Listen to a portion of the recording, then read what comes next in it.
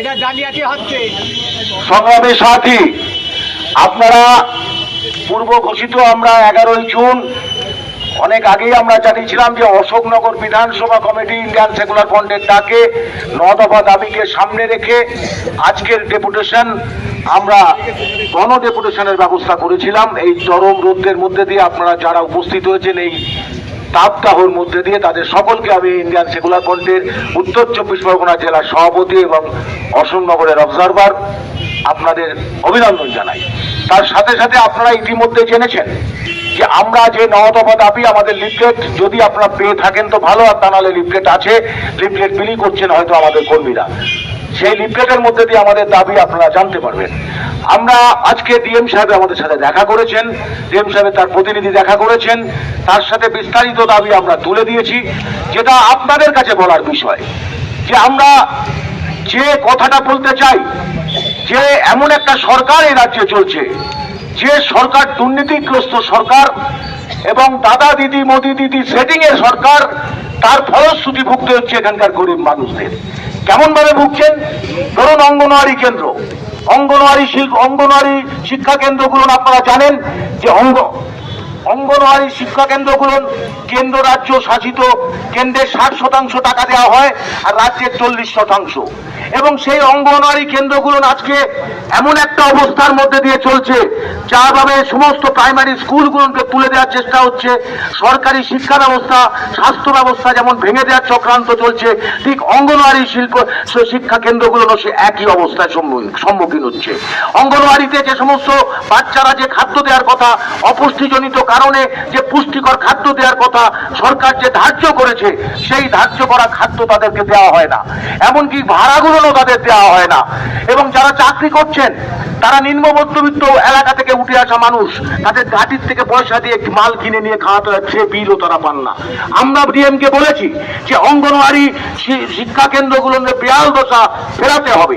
2, আমরা দাবি তুলেছি দানবীয় স্মার্ট মিটার বাতিল করতে হবে। কেন এ কথা আমরা বলছি? যে আপনারা কালকে একটা নোটিফিকেশন দেখেছেন বিদ্যুৎ দপ্তরের যে আপাতত স্মার্ট মিটার স্থগিত রাখা হচ্ছে। আমরা ডিএমকে বলেছি উত্তর 24 পরগনা জেলায় কোন ধরনের West Bengal Electricity Regulation Act 2003 অনুযায়ী কারো বাড়িতে smart meter without consent by the consumer লাগানো যায় না। এবং এটা করেছে, এর জন্য তার ফল স্বীকার করতে হবে এবং ভুগতে হবে। এটা 2003 অ্যাক্ট। আমরা তো সংবিধান মেনে চলি, আমরা সাংবিধানিক গণতন্ত্রের কথা বলি, সামাজিক ন্যায়ের কথা বলি, তাহলে সেখানে দাঁড়িয়ে 2003 সালের আইনকে ভায়োলেট করছে কেন বিদ্যুৎ দপ্তর? এবং ওই বুঝলুকি দিয়ে চলবে না যে স্মার্ট মিটার আপাতত স্থগিত।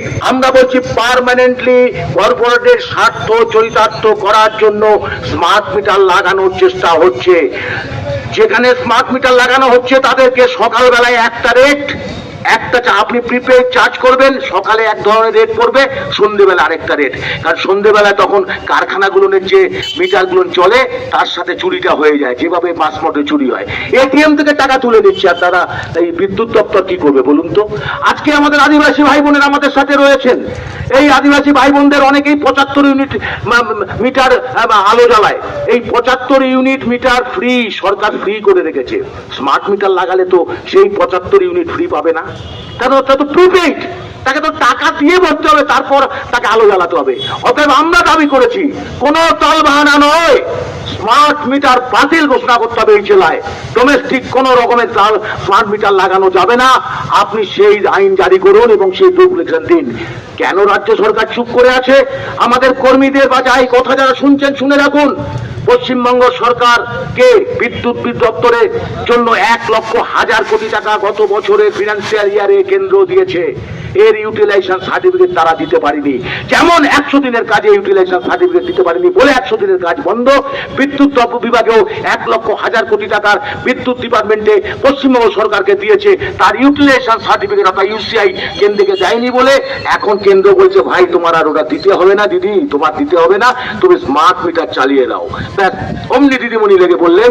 দিদিমণি তো লাগেননি, দিদিমণির যে বিদ্যুৎ দপ্তরের মন্ত্রী যিনি টাকা ছাড়া 1 মিনিট কথা বলেন না, নাম ধরে বলছি অরূপ বিশ্বাস বিদ্যুৎ ডিপার্টমেন্টে সমস্ত কন্ট্রাক্টররা কাজ করে লাখ লাখ টাকা আগে তাকে পৌঁছে দিয়ে আসতে হয় তার পিএর কাছে, তবে কাজ পায়। তা সুতরাং মাস মিটার চালালে লাভটা কার, তার মেকানাইজেশনটা কার?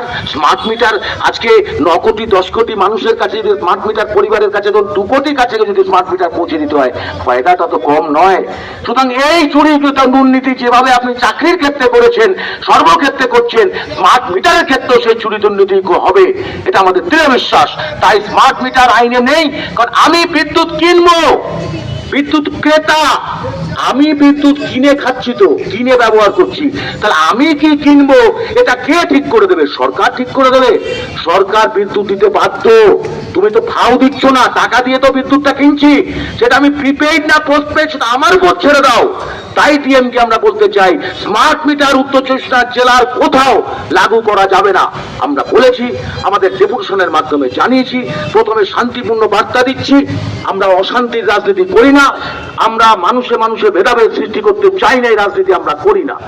আরেকটা বিষয় আমরা যেটা উত্থাপন করেছি, আপনারা জানেন অশোকনগর বিধানসভা এলাকায়, আমার ওই এলাকায় একটা ওএনজিসি কারখানা, মানে তেল উত্তোলন, যেটা ধর্মেন্দ্র প্রসাদ এসে নারকেল ফাটিয়ে উদ্বোধন করে গেছিলেন, কিন্তু তেলও ওঠে না, গ্যাসও ওঠে না। কি হচ্ছে আমরা জানি না। আমি দিয়েছি ওনাকে আজকে ডিএমকে, যে চন্দ্রিমা ভট্টাচার্য এই বাজেট অধিবেশনে যে বিবৃতি দিয়েছেন, তাতে বলা হয়েছে 26 একর জমি, 26 একর জমি গ্রহণ করতে হবে। তাহলে 26 একর জমি গ্রহণ করলে এখানে যে মানুষগুলো অশোকনগর থেকে এসছে, তাদের অনেকের গ্রাম কিন্তু ওই ওএনজিসি নিয়ে নেবে।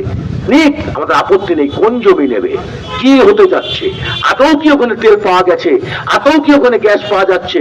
আচ্ছা, তেল উত্তোলন, গ্যাস উত্তোলন হলে তো অশোকনগরের অর্থনীতি পাল্টে যাবে। আমরা ইন্ডিয়ান সেকুলার ফ্রন্ট সহযোগিতা করতে চাই, অশোকনগরের মানুষের কাজ হোক, অর্থনীতিটা চাঙ্গা হোক, ওই তেল উৎপাদনের ব্যবস্থা, গ্যাস উৎপাদনের ব্যবস্থা অতি দ্রুত করতে হবে। তার জন্য শ্বেতপত্র প্রকাশ করুক রাজ্য সরকার, এই দাবি আমরা রেখেছি। আমরা আরো দাবি রেখেছি যে আমার বিরোধী যে সমস্ত মেম্বাররা আমার সাথে গিয়েছিলেন, আপনারা জানেন ঐতিহাসিক পঞ্চায়েত নির্বাচন করেছেন মমতা ব্যানার্জি, এবং আমাদের এখানে জেলা পরিষদের সভাপতি, যিনি বর্তমানে অশোকনগরের বিধায়ক, তার কুখ্যাত হাত এবং পুলিশের সহযোগিতায়, আমলাদের সহযোগিতায় আমাদের 7টা পঞ্চায়েত মধ্যে আমরা 6টা পঞ্চায়েত জয়ী হয়েছিলাম। গণনা কেন্দ্র থেকে পুলিশের সহযোগিতায় মেরে বের করে দিয়ে আমাদের পঞ্চায়েতকে ক্ষমতা থেকে কেড়ে নিয়েছে। তারপরেও লড়াই করে আমাদের যে সমস্ত কর্মীরা জয়ী হয়েছিল, 18টা মেম্বার জিতে আছে, তাদের কোনো ধরনের কাজ দিচ্ছে না। যা ও পঞ্চায়েত আইন 1973 ভায়োলেশন করছে ওই পঞ্চায়েত প্রধান এবং বিডিও। আমরা বলেছি যে যদি আইনানুগ ব্যবস্থা নিতে হয় তো নেব, তারপরেও যখন আইনে কাজ হবে না, তখন কিন্তু আইন হাতে